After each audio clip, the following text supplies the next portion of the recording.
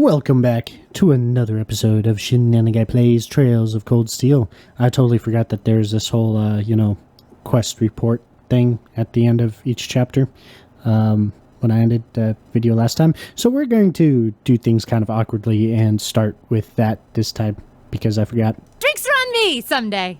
Yeah. And Perfect! You guys are the best! we got an S, so we got everything. Heck yeah. We're going to go ahead and save, because why not? There's such a convenient little save button there.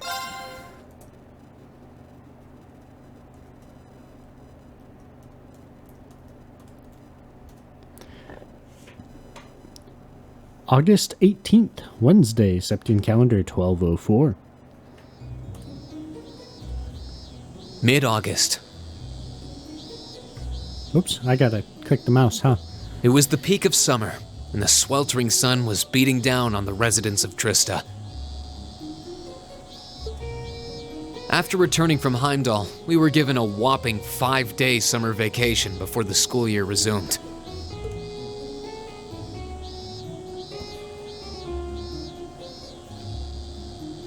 Turns out, Thor sticks to its military roots, only granting extended vacations to students over the New Year's holiday. However, nobles are allowed to visit home, ostensibly to give them time to become familiar with their family's holdings. And, as you might expect, that meant most students from classes 1 and 2 spent summer away from Trista. Meanwhile, classes 3 through 5 were stuck on campus, envying the nobility as they studied and trained as usual. The other members of Class 7 and I chose to stay in Trista as well, facing the heat with our fellow students.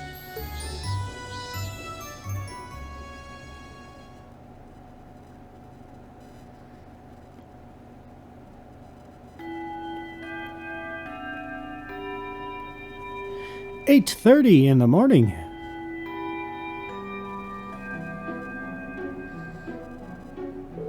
Ugh, it's so hot. I'm dying in here. I'm sick of this heat already. Talking about it is just making me feel even hotter. The Academy should install an orbital air conditioner. At least then it'd be a little easier to cope.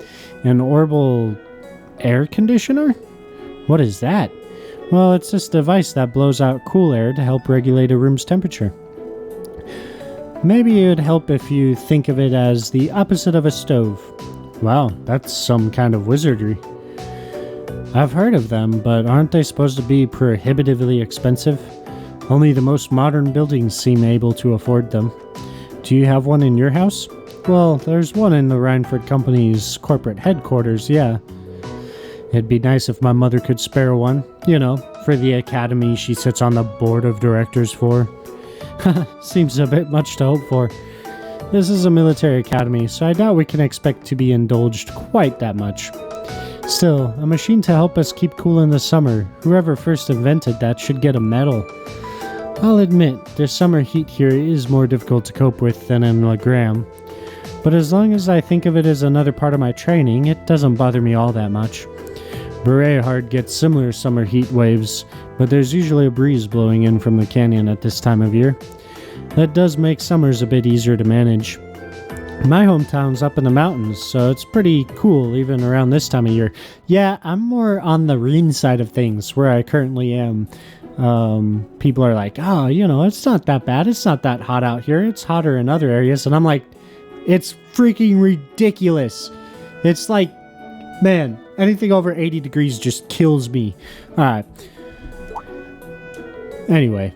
Actually, now that you mention it, I would have thought you three would be back home for the summer, being nobles and all. You were given permission, weren't you? If everyone else was going home, I would have considered it, but in the end, I decided against it. I mean, it wasn't all that long ago I got to see Elise. Maybe next year. I came here to train. Until I feel like I've made significant progress, I have no intention of returning home. Some of you saw my father's mansion, and do you think I'd go back to a place like that willingly?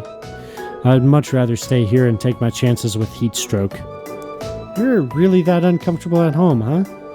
Still, hot as it is, there's a lot going on right now. I doubt all the people headed to that conference at the end of the month have much time to be worrying about the heat. You make a good point. You're talking about the Western Trade Conference, right? Oh, let's see. So we've got Arabonia, Crossbell.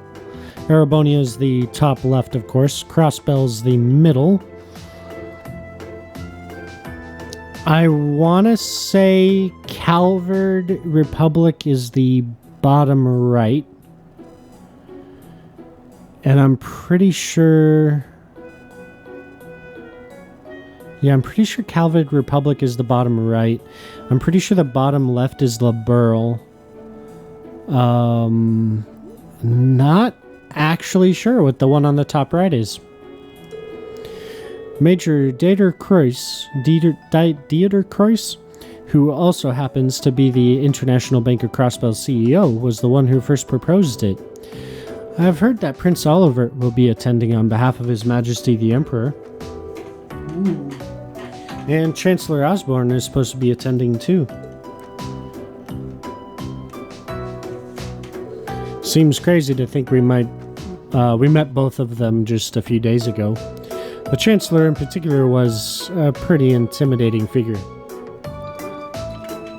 Seemed like a big, scary monster. I've heard he served in the Imperial Army before becoming a politician. Then 11 years ago, His Majesty entrusted him with the position of Chancellor. Supposedly a full 70% of the Imperial Army is under his jurisdiction. His real fame comes from establishing most of the nation's railway network centered on the capital, though he's also been responsible for annexing several smaller countries and independent states around Arabonia. I believe those all took place without any bloodshed, though, at least as far as I'm aware. I wouldn't put too much stock in what he's selling. Military spending in this country has increased exponentially since he took up his position as Chancellor.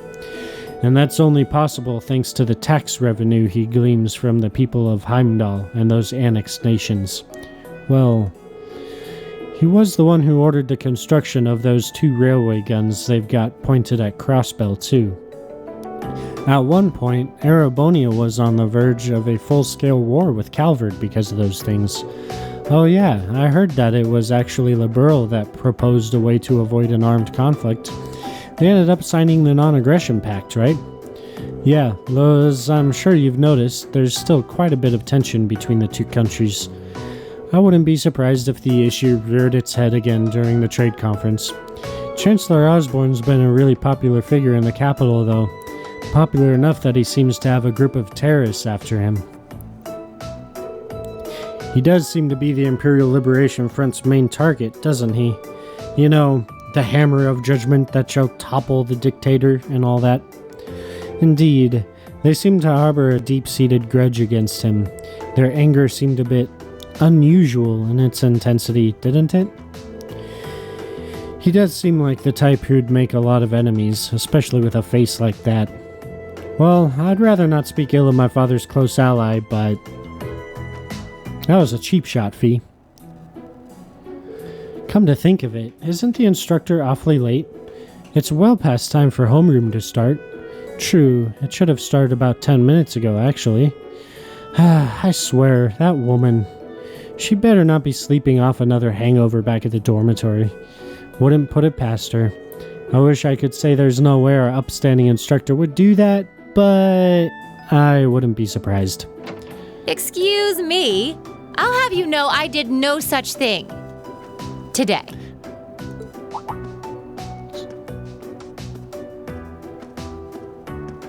Instructor? Good morning, instructor. Morning, everyone!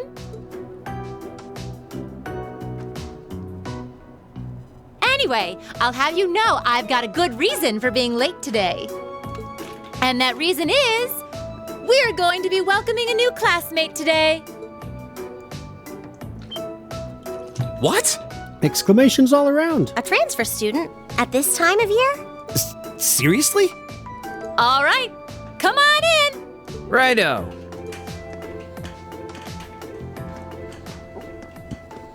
Some reinforcements, huh? Crow?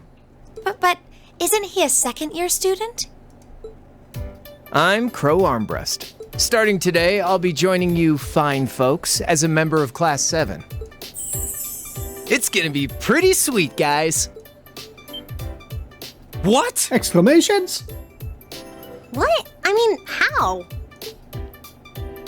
Are you sure you want to know? It's a long tale fraught with the intrigue of school politics. I don't think I'd put it quite like that. Back in his first year, he slacked off so much that he ended up failing a few of his classes.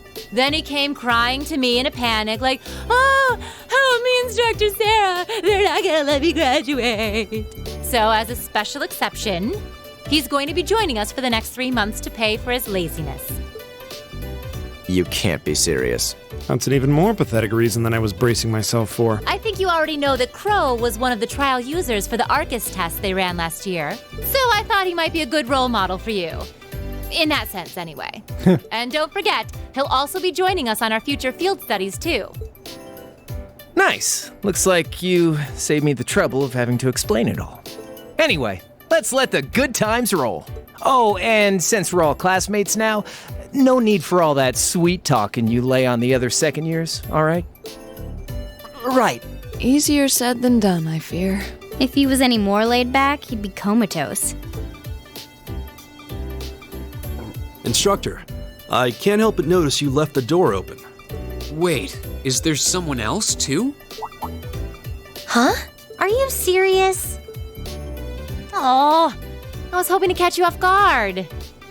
All right, come on in and say hello. I thought you forgot I was out in the hall! Oh, that's a familiar voice.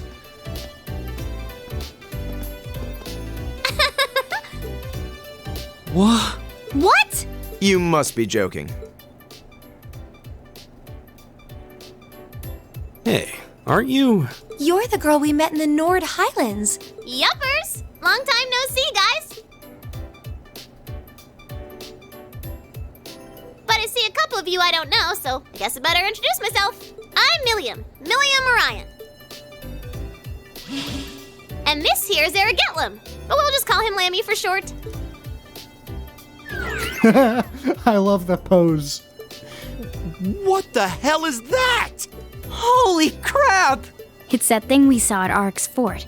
So this is that strange girl you met in the Nord Highlands. Oh, and a little house rule before anything gets blown up. No bringing that thing out in the classroom.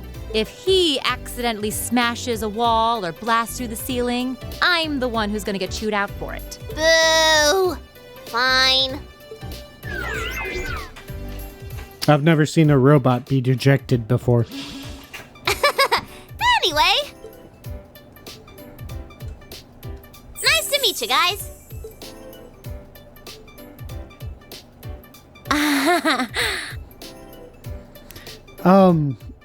Wasn't I just talking in like the previous episode or the one before that about how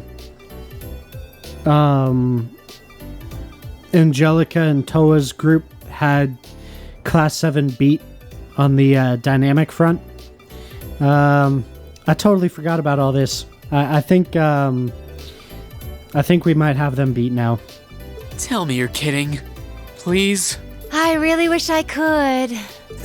Well, I can see we're in for some fun times these next 3 months. Title screen.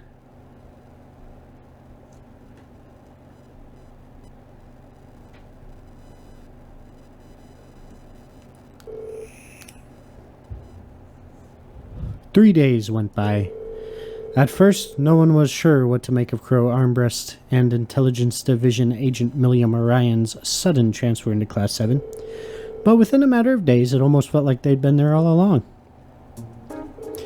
I'm sure none of you need to be reminded that it was none other than Emperor Dreikels who ended the War of the Lions.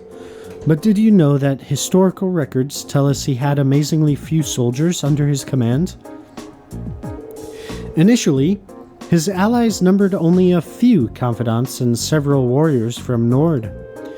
And while supporters rallied to him in each region, his ranks still couldn't hope to compare to the other prince's armies, Nonetheless, they continued to advance, liberating region after region, and after half a year of bloody battles, Prince Dreikels met perhaps his most well-known supporter. Milliam, right? Would you happen to know the historical figure to whom I'm referring? Sure do. Leanne Sandlot, also known as the Lance Maiden. Oh, right you are. Well done. Sandlot was the daughter of a count who ruled over a remote region, and accounts tell us she showed great martial skill from a young age. In particular, her skill with the lance was unparalleled. No records exist of her ever being bested in combat. The Lance Maiden also had a group of mighty warriors under her command, who fought alongside her in battle. Perhaps you'd like to illuminate us as to the name of this famous band, Reen? Ooh, can I do this without looking at the handy-danny guide? Exclamation! The group of mighty warriors led by the Lance Maiden. That's the...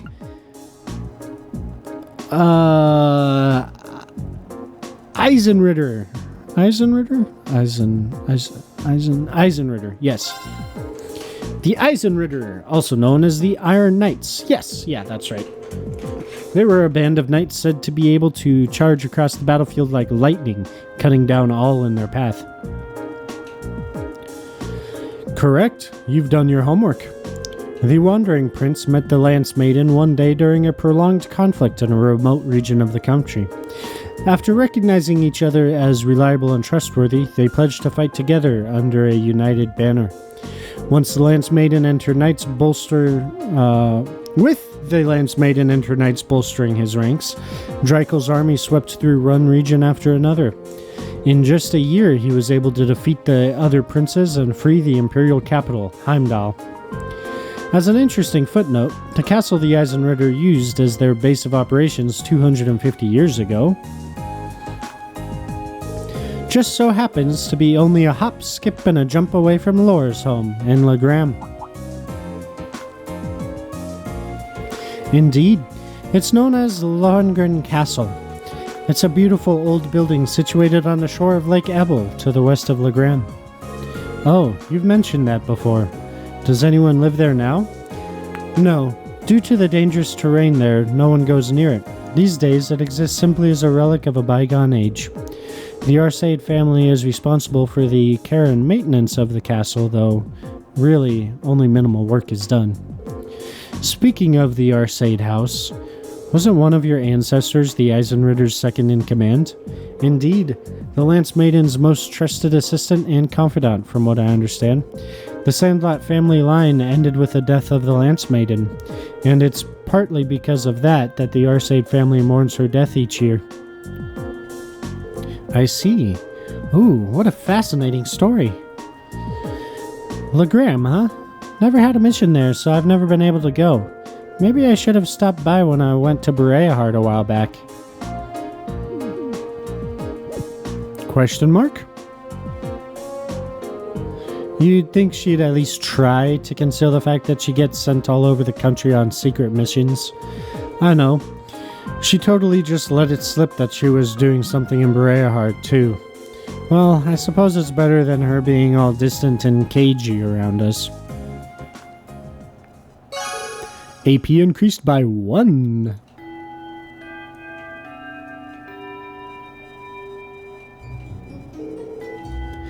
Okay, so tomorrow's a free day, which means that next Wednesday you'll have your usual practical exam.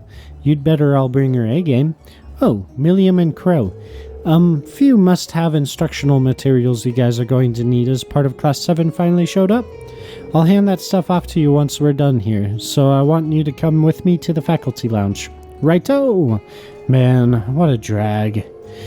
Alright, homeroom's out for the day. Flee! Flee while you can. Machias, if you'll do the honors. Yes, instructor. I feel like she would be a really fun teacher to have. All rise, bow.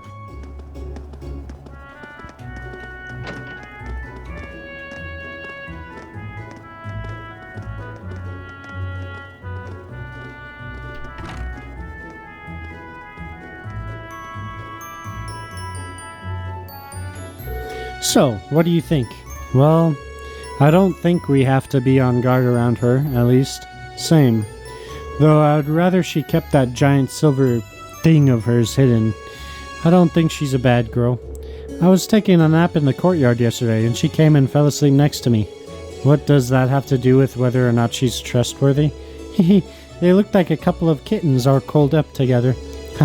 Their personalities may be worlds apart, but they're both rather cat-like in their own ways. She can't be more than 12 or 13, still practically a child. Yeah, you're right. She's so chipper all the time that it's hard to really be cold toward her. Yeah, I don't think I could bring myself to spurn her. She's got this natural charm, I think. Be that as it may, her presence here reeks of blood and iron, if you take my meaning. Well, it certainly seems that way. As such, I'm planning on granting you a bit of additional assistance. I should have it ready for you in a few weeks' time.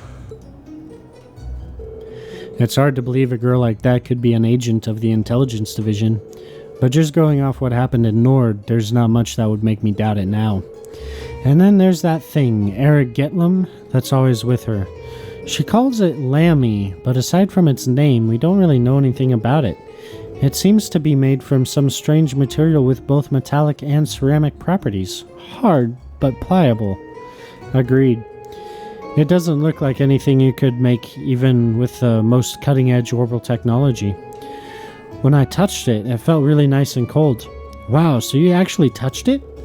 It hasn't escaped my notice that it seems strikingly similar to the combat shells we fight in our practical exams.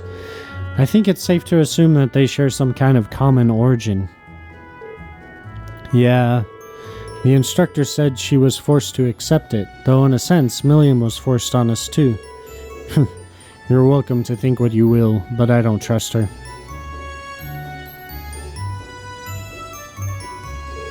Either way, she's technically our classmate now, like it or not. It may be a little early to tell whether we can trust her as a friend, but we should be able to figure out pretty quickly whether we can count on her as a member of Class 7. Ah. Well, that's a logical way of breaking it down at least. You're right. It's still pretty early to make sweeping judgments. Knowing her background would be great, but what's really important is whether we can count on her in a fight. Agreed. As students of a military academy, that's probably the most important issue. We'll have to wait and see. Well, considering we're living in the same dormitory, it'd be good if we all got along. Yeah, I wouldn't want her to think we're trying to make her feel unwelcome either. And then there's Crow. What's he like, Green? You seem like you get along with him pretty well. I don't know if I'd put it quite like that. If I had to say, I'd describe him as a capricious gambling addict with way too prone to ante up for every hand. Adios, help us. He sounds like the kind of miscreant one would be better off avoiding. You can count on him when the chips are down, though. He really helped me out last month when Elise went into the old schoolhouse. He's good in a fight and pretty handy with his Arcus, too. Maybe we're worrying over nothing then. Still, I'm not really sure how to connect with him, you know? Well, at least we're in separate dorms for the time being. We'll just have to see how things go.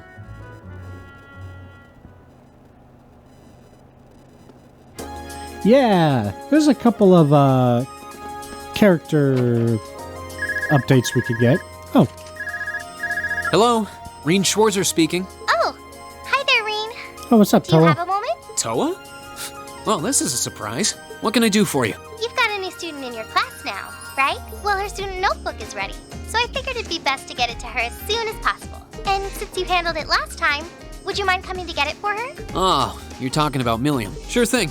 I'll come get it right away. You want me to swing by the student council room then? That'd be great. Thanks. She sure doesn't waste any time. I should head on over to the student council room before it gets too late. Yeah. After we talk to Instructor Mary,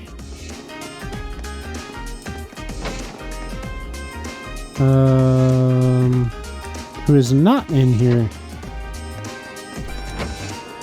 Oh, there she is. My father was persistent in his attempts to convince me to return home. He said that as the daughter of a Count Altheim, I have duties to attend to. I, in turn, explained to him that as an instructor, my highest priority is my devotion to my students. I probably won't be able to be quite so selfish once I marry. Wait a minute. The Altheim family is one of the best-known families in the Sutherland province. I guess Instructor Mary has more to worry about than I thought. Between teaching classes and acting as an advisor for the 3 clubs, there's simply no time for me to return home.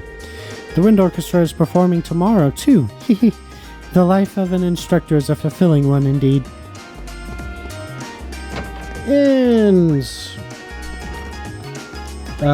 Instructor Beatrix in the infirmary is next.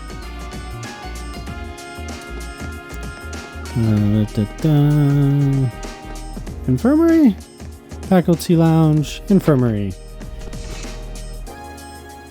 Reen Schwarzer. It seems as though you've been working very hard on your field studies, and even harder when you help the student council. I can hardly imagine how many people you've helped tackle their problems, all while showing compassion and honor. As an instructor here at Thor's, you could not have made me prouder. That's very kind of you, but I'm not sure I've done anything someone else in my shoes wouldn't have. To be honest, I'd say the people I've helped have let me develop as a person, so it's anything but a chore. The more you talk, the more right I know I am. I hereby present you with the Medal of Compassion. Received, Medal of Compassion. Miss Herschel won this last year, so you know you're in good company.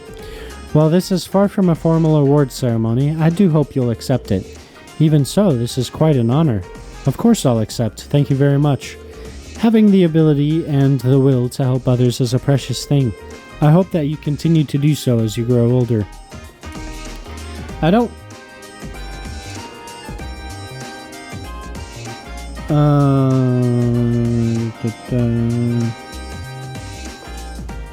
Okay. I can't believe that terrorists showed up in Heimdall, though it's lucky that so few people were injured. But it's a shame that we live in a world in which such unnecessary violence is so prevalent. Situations like this just make you realize how foolish people can be sometimes. Yes, that's true. Wait, who is in the corner? Oh. Don't know who that is. Would you be interested in seeing our performance too, Instructor Makarov? You wouldn't believe how much effort Mint's been putting into her practice. Oh, I believe it. It's hard not to when you can hear her flute all the way over in the faculty lounge. Sounds like someone strangling a cat. Just thinking about it's giving me a headache. Are you right, Instructor? Hard to believe that Mint's really going to perform in a concert. It's kind of a pain, but I probably have to go. I am supposed to be looking after her, after all. There's not very many times we get to see Rosine without the, church outfit on. Let's see. I think we have all 3 medals now, so we should be able to get one from Principal. Chancellor Osborne was always known to be the bold type during his time in the military. However, he seems to have become even more coercive after becoming a politician. Now that terrorists have begun to pop up, I'm sure that he won't hesitate to enforce some strict countermeasures too. I can only hope that no innocents get caught up in it all. He did mention that Principal Van Dyke was his former superior, didn't he? I wonder what caused him to leave the military and become a politician. Well, I guess not. 1, 2, 3... Yeah, 3, and then the last one. Oh, maybe we just don't get that one till later. Let's see. Now we can go talk to Emily at the Academy Field. Turbo mode! To the Academy Field and talk to Emily. Teresia's parents told her to come right home for summer break. Apparently they're none too pleased that she's hanging out with a commoner like me. Sounds like she got a real tongue lashing for it when they first found out too. But even after that, she never stopped talking to me. You don't make friends as true as Teresia every day. Today's not even a practice day, but Ferris dragged me out here anyway. Hard to believe this is the same girl who didn't want to bother to clean up not too long ago. Emily, let us leave the past in the past where it belongs. Ah, so she's finally being not so terrible too, huh?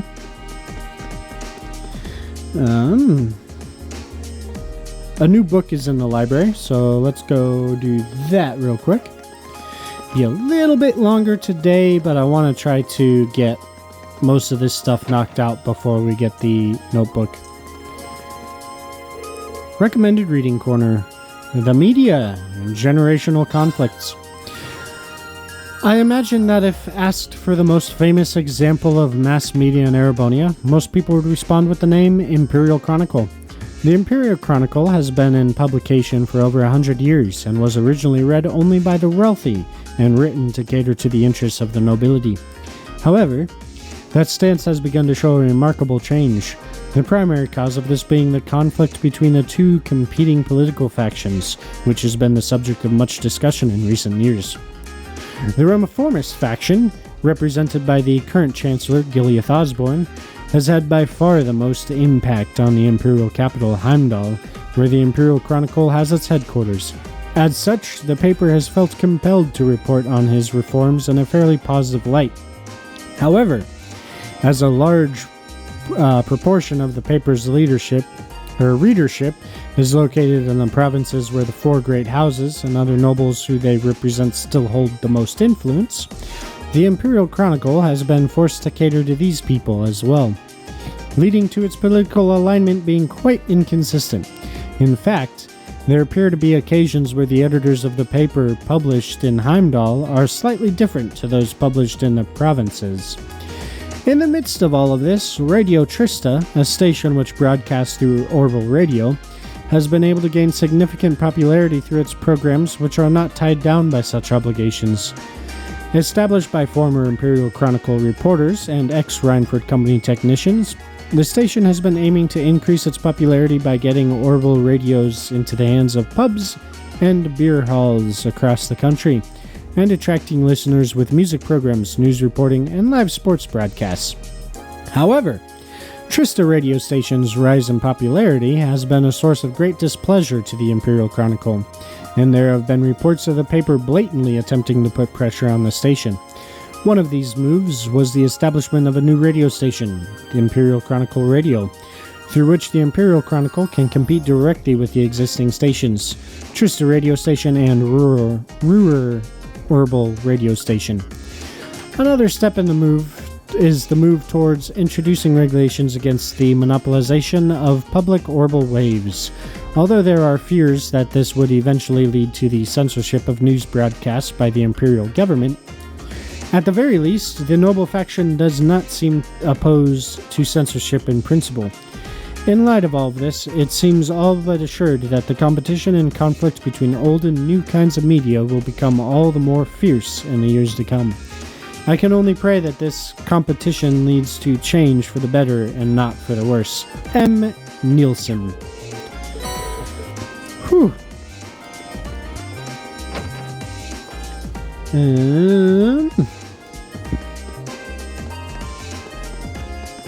Oh, we missed the cat.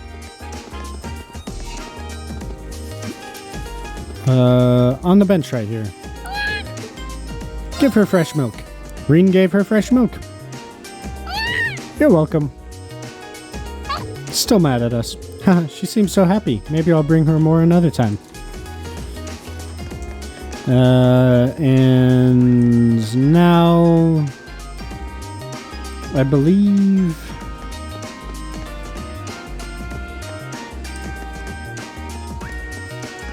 I think we can talk to Kenneth about fishing. We might have already done that because the notebook carried over in the New Game Plus, but we'll see. I'm technically a noble, but nobody's ever asked me to go home for the summer. Not that there'd be any point anyway. My dad's always off on his fishing trips and my brother's still over in Crossbell, so I might as well stay here. Okay, yeah, so we don't have to worry about that. But now would be the time where you would turn in all of your fishing stuff and you would trade for the Lake Lord's Star. And then you can catch any missing fish you have in the pond by the gymnasium.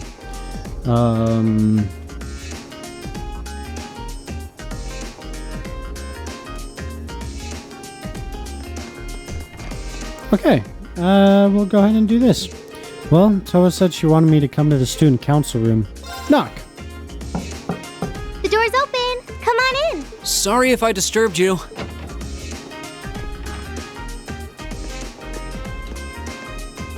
Oh, Reen! Not at all. Sorry for making you come all the way out here. Don't worry about it. It's class business anyway.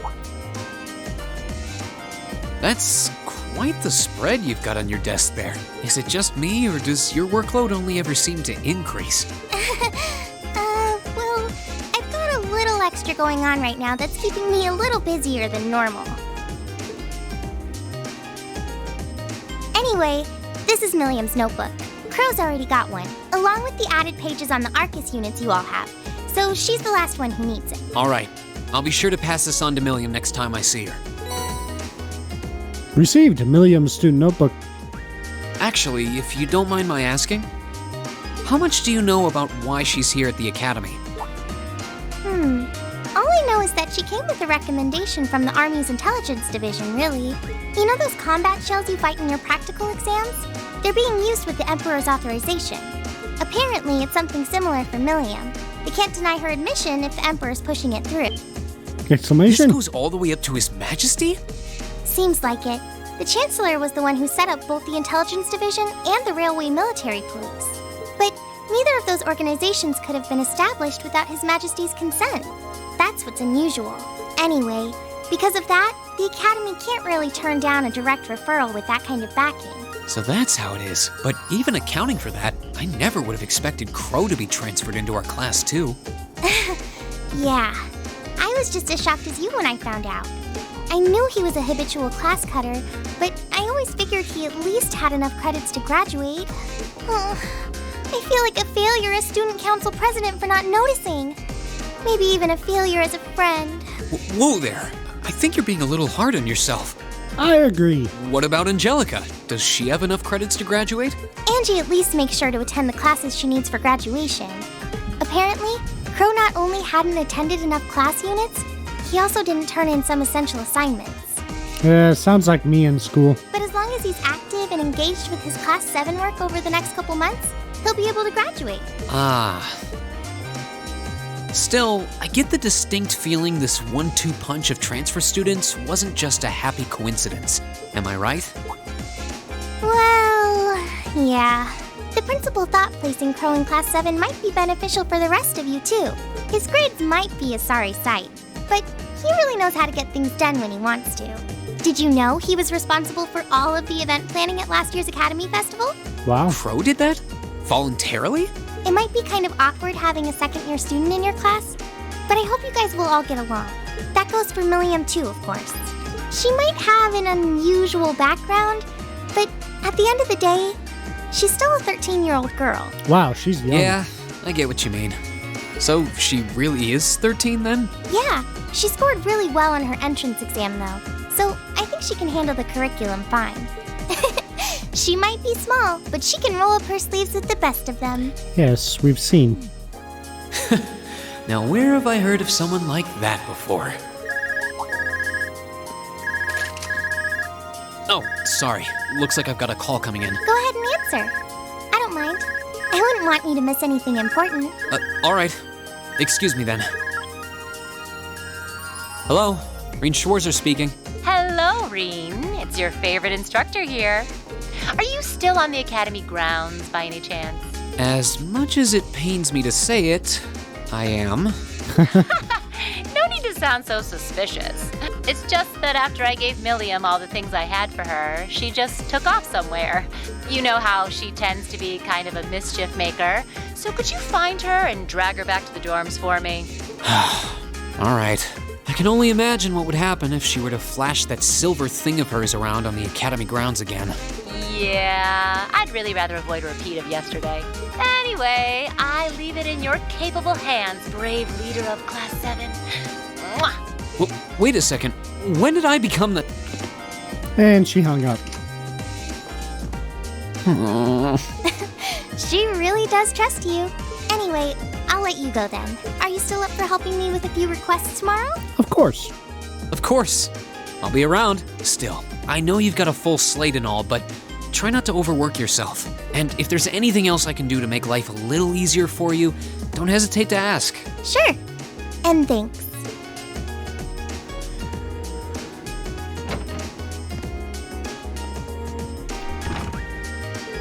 Alright, I guess I'd better start looking for Milliam. But where do I even start? She could be almost anywhere. I should probably ask a couple of the others for help. I doubt I'll accomplish much just checking places at random. Come to think of it, I haven't gotten Crow's number yet either. I think 2 other classmates will be enough for this, though I should remember to ask him when I get a chance. Let's bring Laura and... Gaius.